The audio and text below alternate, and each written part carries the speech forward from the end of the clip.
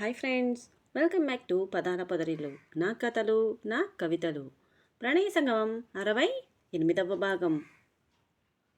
విహాన్, విహాన్, త్వరగా రా, టిఫిన్ చల్లారిపోతుంది అని పిలుస్తున్నారు జానకి. వస్తున్నా పెద్దమ్మ, 2 minutes అని రూమ్ నుండి బయటికి వచ్చి కింద ఉన్న ఆవిడికి చెప్పి వెంటనే తన రూమ్లోకి వెళ్ళిపోయాడు విహాన్. ఏంటో ఎప్పుడు చూడు ఉరుకులు పరుగులు, నిదానంగా కూర్చుని తినే టైమే లేని జీవితం అయిపోయింది అని అక్కడే కూర్చుని ఉన్న భర్త రాఘవ్ గారికి టిఫిన్ వడ్డిస్తున్నారు ఆవిడ. భార్య మాటలకి చిన్నగా నవ్వుకుంటూ పెట్టింది పెట్టినట్టు తింటున్నారు ఆయన. అలా నవ్వుతున్న ఆయన్ని చూసి, ఎందుకండి నవ్వుతున్నారు? ఇప్పుడు మీరు నవ్వుకునేంత జోక్ ఏం చెప్పాను హా అని అడుగుతూ ప్లేట్లో చట్నీ పెడుతున్నారు. జానకి గారి మాటకి నవ్వుతున్న వాళ్ళలా ఆగిపోయి ఆమెను చూస్తూ, మరేం చేయమంటావు జానకి, అన్నీ తెలిసిన నువ్వే అప్పుడప్పుడు ఇలా అంటుంటే నవ్వు కాక ఇంకేం వస్తుంది చెప్పు. విహాన్ డాక్టర్స్లో స్పెషలిస్ట్ అని తెలిసి ఉరుకు పరుగులు అంటావే. అతను ఒక నిమిషం ఆలస్యం చేస్తే అవతల ఒక నిండు ప్రాణం బలి అవుతుందని, ఆ ప్రాణం తాలూకా కుటుంబం రోడ్డున పడుతుందని, వాళ్ళ జీవితం విచ్ఛిన్నం అవుతుందని తెలియదా అని భార్య ఏమాత్రం నొచ్చుకోకుండా చెప్తాడు రాఘవ్. వాళ్ళ మాటలను వింటూ అప్పుడే అక్కడికి వస్తాడు విహాన్ స్టెప్స్ దిగుతూ. అలా చెప్పు పెదనాన్న, నేను వచ్చిన ప్రతిసారి ఇలాగే అంటుంది పెద్దమ్మ అని కంప్లైంట్ ఇస్తున్నాడు చెప్పాడు. వాళ్ళిద్దరి మాటలు ఏమాత్రం పట్టించుకున్నట్టు తన పని తాను చేసుకుపోతుంది జానకి. విహాన్కి టిఫిన్ వచ్చి సైలెంట్గా నిలబడి చూస్తున్నారు ఆవిడ. విహాన్ ఆమె చేతిని తాగుతూ, ఏమైంది పెద్దమ్మ, సైలెంట్ అయిపోయావు, ఏం కోపం వచ్చిందా? సారీ సారీ అని అతను చెవులను పట్టుకుంటాడు అతనివి. అప్పటి వరకు సైలెంట్గా ఉన్న జానకి గారు విహాన్ అలా చేయగానే అతని చేతులను విడిపిస్తూ, విహాన్ ఏం చేస్తున్నావు నువ్వు, ఇంకెప్పుడు ఇలా చేయకు, అర్థమైందా? ఏదో నువ్వు మాతోటి 2 రోజులైనా టైం స్పెండ్ చేయాలని నా కోరిక, అంతే, నిన్ను ఇబ్బంది పెట్టాలని కానే కాదు. కానీ నువ్వేమో ఉండేది ఫారెన్లో, ఏదైనా అర్జెంట్ కేసు వస్తే ఆగమేఘాల మీద వాలి అదవ్వగానే మళ్ళీ అక్కడ అర్జెంట్ పని వెళ్ళిపోతావు. సరే వచ్చిన వాడివి ఒక రోజైనా ఇంట్లో ఉంటావా అంటే అదీ లేదు. ఇలా అనక ఇంకెలా అనను, నువ్వే చెప్పు అని కంటతడి తుడుచుకుంటూ అడుగుతుంది జానకి. మై పెద్ద మమ్మీ, ఎంత కష్టం వచ్చింది నీకు అని టిఫిన్ తింటున్నవాడు అలా పైకి లేచి సైడ్ హగ్ చేసుకుంటాడు విహాన్ జానకిని. పో, నాకేం వద్దు, నువ్వెప్పుడు ఇలాగే చెప్తావు, ఇక నేను నీ మాట నమ్మడానికి సిద్ధంగా లేను, కాబట్టి నువ్వేం చెప్పడానికి ట్రై చేయకు, ఓకేనా? మీరు తినడం కానిస్తే నేను బయటికి వెళ్ళాలి బాబు అని ఆవిడ కూడా టిఫిన్ పెట్టుకుంటారు. ఎక్కడికి పెద్దమ్మా, నేను బయటికేగా వెళ్తున్నాను, నాతోరా, డ్రాప్ చేస్తాను, సరేనా అని టిఫిన్ పూర్తి కావడంతో హ్యాండ్ వాష్ చేసుకొని అక్కడే కూర్చుంటాడు విహాన్. ఏం వద్దులే, మధ్యలో ఫోన్ వస్తే నన్ను అక్కడే వదిలేసి పోయినా పోతావు నువ్వు. అసలే నేను నా ఫ్రెండ్ని చూడ్డానికి పోతున్నాను, పాపం ఎలా ఉందో ఏమిటో తనకి, ఆ అమ్మాయి ఎంతగా బాధపడుతుందో అని రాఘవ్ గారిని చూస్తుంది. నిజమే జానకి, ఆవిడికి ఎలా ఉందో ఏంటో మనం ఒకసారి కూడా ఫోన్ చేసి అడగలేదు నువ్వు హాస్పిటల్ నుంచి వచ్చిన తర్వాత. అవునండి, ప్రణయ ఒకసారి కూడా ఇంటికి రాలేదు, హాస్పిటల్లోనే ఉన్నట్టుంది. నేను కనీసం ఫోన్ అయినా చేసుండాల్సింది తనకి, కానీ పెళ్లి పనుల్లో బిజీగా ఉండి టైం కుదరలేదు. అందుకే ఇవాళ వెళ్తున్నానని చెప్పి తిన్న ప్లేట్లని సింకులో పెట్టేసి తన రూమ్కి వెళ్ళబోయింది జానకి. వాళ్ళిద్దరి మాటలు వింటున్న విహాన్కి ఏమీ అర్థం కావడం లేదు. మీరిద్దరూ ఎవరి గురించి మాట్లాడుతున్నారు అని క్వశ్చన్ మార్క్ ఫేస్ పెట్టుకొని అడుగుతాడు విహాన్. వెళుతున్న జానకి గారు వెనక్కి వచ్చి, అది విహాన్, మా పక్కింటి ఆవిడకి హెల్త్ బాగాలేదు, నేను రాధా పెళ్లి కార్డు ఇవ్వడానికి వెళ్ళేసరికి ఫ్లోర్ మీద పడిపోయి కనిపించారు. హడావిడిగా హాస్పిటల్కి తీసుకెళ్ళాము ఇద్దరం.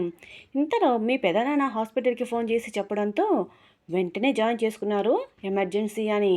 ఆమెకి ఒక కూతురు ఉంది, పేరు ప్రణయ, చాలా మంచి అమ్మాయి. పాపం తల్లికి అలా అయ్యేసరికి తట్టుకోలేకపోయింది. ఇప్పుడు ఎలా ఉందో ఏంటో అని రూమ్లోకి వెళ్ళిపోయింది రెడీ అవ్వడానికి జానకి. ఇంకా అక్కడే కూర్చుని ఉన్న విహాన్ జానకి గారు చెప్పిన పేరు దగ్గరే ఆగిపోయాడు. ప్రణయ, వావ్, నైస్ నేమ్ అని పైకి అంటాడు.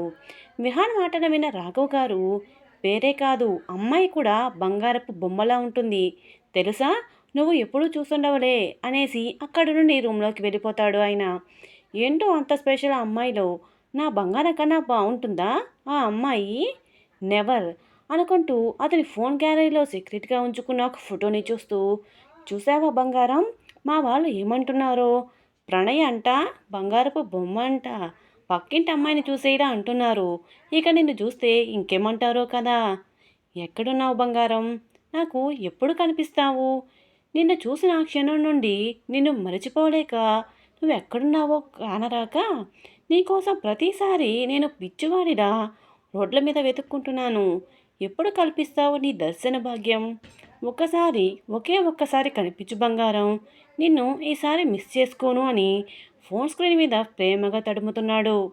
ఈసారి నేను వెళ్ళేలోపుగా ఖచ్చితంగా కనిపిస్తావని నా మనసు నాకు చెప్తుంది అని గుండె దగ్గర రబ్ చేసుకుంటూ తననే తాను మాట్లాడుకుంటూ రూమ్కి వెళ్ళి తన థింగ్స్ అవి తీసుకుని కిందకి వస్తాడు విహాన్. అప్పుడే జానకి గారు కూడా బయటికి రావడంతో, పెద్దమ్మ నువ్వు నాతో రా, నేను నిన్ను మిడిల్లో ఎక్కడా వదిలేయను, ప్రామిస్ అని అతని నెక్ పట్టుకుంటాడు.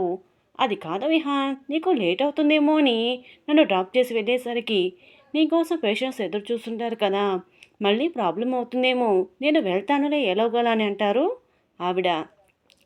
కాదులే పెద్దమ్మా, నువ్వు చెప్పు, ఇంతకీ నీ ఫ్రెండ్, అదే ఆ పక్కింటి ఆంటీని ఏ హాస్పిటల్లో జాయిన్ చేశారు? నాకు కుదురుతుందో లేదో చెప్తాను డిస్టెన్స్ని బట్టి అని వాచ్ చూసుకుంటూ అడుగుతాడు విహాన్. జానకి గారు హాస్పిటల్ పేరు చెప్పగానే, వాట్, ఆ హాస్పిటల్లోనా అనే ఆశ్చర్యంతో కొంచెం గట్టిగానే అంటాడు విహాన్. ఏమైంది విహాన్ అని అతన్నే చూస్తూ అడుగుతారు రాఘవ్ గారు. ఏం లేదు పెదనాన్న, నేను వెళ్ళేది కూడా ఆ హాస్పిటల్కే. చెప్పానుగా, ఎమర్జెన్సీ కేసు ఒకటి వచ్చిందని ఆ హాస్పిటల్ నుండి, అందుకే ఫారిన్ నుండి ఇండియాకి వచ్చానని చెబుతూ, అది సరే పెద్దమ్మా, మీ ఫ్రెండ్ పేరు చెప్పండి, నేను ట్రీట్మెంట్ ఇచ్చానో లేదో తెలుస్తుందని విహాన్ చెప్పగానే, విహాన్ నువ్వు అనుకున్నట్టు నా ఫ్రెండ్కి అంత సీరియస్ అయితే కాలేదు. నువ్వు ట్రీట్మెంట్ ఇవ్వడానికి నేను వాళ్ళ అమ్మాయిని అడిగితే, పర్వాలేదంటే ఫుడ్ సరిగా తీసుకోకపోవడం, ఎక్కువ ఆలోచించడంతో ఇలా అయ్యింది అని డాక్టర్ చెప్పారని చెప్పింది. కానీ డిశ్చార్జ్ అయ్యి ఇంకా రాలేదు, అందుకే వెళ్తున్నాను అని ఆవిడ విహాన్ మాటని తోసిపుచ్చుతుంది. సుధాగారికి సీరియస్ అయ్యుండదులే అనుకుని, ఓకే పెద్దమ్మా, నీ ఫ్రెండ్కి ఏమీ కాదులే, కాదు సరేనా, ఇక వెళదామా అని చేతులతో గుమ్మం వైపు చూపిస్తాడు డ్రామాటిక్గా విహాన్. విహాన్ మాటలకి చేష్టలకి నవ్వుకుంటూ రాఘవ కారికి చెప్పేసి ఇద్దరు కారు స్టార్ట్ అవుతారు. దారి పొడవునా మాట్లాడుకుంటూనే వెళ్తున్నారు ఇద్దరు. విహాన్, ఎన్ని రోజులు ఉంటావు ఇక్కడ? ఏదో ఎమర్జెన్సీ కేసు అని కదా వచ్చావు, అది ఎంతవరకు వచ్చింది? పేషెంట్ కండిషన్ ఎలా ఉంది? ప్రాబ్లం ఏం లేదు కదా అని అడుగుతారు ఆవిడ. హా పెద్దమ్మ, ఆవిడికి మీ ఏజ్ ఉంటుంది, బ్రెయిన్లో బ్యాక్ సైడ్ ట్యూమర్ ఉంది, అదృష్టం కొద్దీ అది చాలా చిన్నగా ఉంది. పేషెంట్ జాయిన్ అయ్యే దగ్గర నుండి స్పృహలోకి రాలేదు, ఇవాళ రావచ్చు. కండిషన్ చూసి రేపు ఆపరేషన్ టైం ఫిక్స్ చేస్తాను. ఈ కేసు తర్వాత మరో పేషెంట్ ఉన్నాడు, చాలా చిన్నపిల్లవాడు, 10 సంవత్సరాలు ఉంటాయి, అతని బ్లడ్ క్లాట్ అయ్యింది, అది రిమూవ్ చేస్తే సెట్ అయిపోతుంది. ఈ రెండు అయిపోగానే వెళ్ళిపోతాను అని చివరి పదాన్ని నెమ్మదిగా చెప్తాడు. విహాన్ చెప్పింది విన్న జానకి గారు సైలెంట్గా అయిపోతారు. వాళ్ళు అలా మాట్లాడుకుంటూనే హాస్పిటల్ క్యాంపస్లోకి ఎంటర్ అవుతారు. ఇద్దరు కార్ దిగి లోపలికి వెళ్ళగానే, ఓకే విహాన్, నువ్వు వెళ్ళి నీ పేషెంట్ని చూసుకో, నేను వెళ్ళి నా ఫ్రెండ్ని చూసి వస్తాను, నీకు ఖాళీ ఉంటే నాకు కాల్ చేయి, నా ఫ్రెండ్ దగ్గరికి తీసుకెళ్తానని చెప్పింది జానకి. అలాగే పెద్దమ్మా, టేక్ కేర్. విహాన్ మాటకి నవ్వుకుంటూ, నాకెందుకు నాన్న టేక్ కేర్ అని చెప్తున్నావు, నేను పేషెంట్ని చూడ్డానికి వెళ్తున్నాను, నేనే పేషెంట్ని కాదు అని నవ్వుతూ అక్కడుండి ఎవరి దారి వాళ్ళు వెళ్ళిపోతారు. నువ్వేం దిగులు పడకు, నేను ఈవినింగ్ వచ్చేస్తానురా అని ప్రణయ్ చేతిని మెల్లిగా నిమిరి అక్కడి నుండి వెళ్ళిపోతాడు విక్రమ్. విక్రమ్ వెళ్ళిన 5 నిమిషాలకి సుగుణ ప్రణయ్కి కాల్ చేస్తుంది. కాల్ లిఫ్ట్ చేసిన ప్రణయ హలో అనగానే, ఏం చేస్తున్నావు ప్రణయ, మా అన్నయ్య ఉన్నారా? నేను ఇప్పుడే ఇంటి నుండి స్టార్ట్ అవుతున్నాను, మీకు టిఫిన్ ఫుడ్ అవి తీసుకొస్తున్నాను, నేను వచ్చే వరకు అన్నయ్యని వెళ్ళనివ్వకు సరేనా అంటూ తన పాటికి తను మాట్లాడిపోతుంది Suguna. Tag your lovely comment buddies. ప్రణయ సంగమం కొనసాగుతుంది.